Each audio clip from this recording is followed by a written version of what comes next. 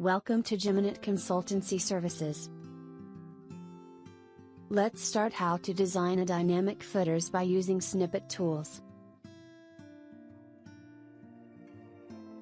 Click on the Edit button. Click on the default footer to show a style panel in which you can customize your footer. You can select your desired snippet for the footer. For now, we are selecting a footer 1 snippet. Click the Save button to save snippets.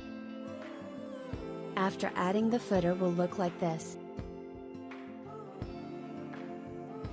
Click on the Edit button. For now, we are selecting a footer 2 snippet. Click the Save button to save snippets. After adding, the footer will look like this. Click on the Edit button.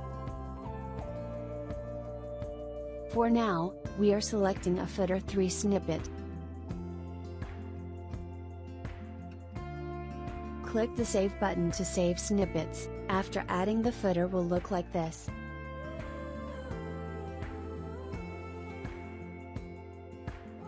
Click on the Edit button.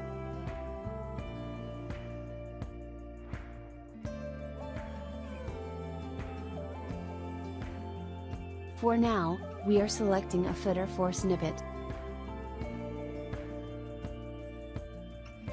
Click the Save button to save snippets. After adding, the footer will look like this. The link to the next video is in the description. Don't forget to like and subscribe to our channel. Thank you for watching.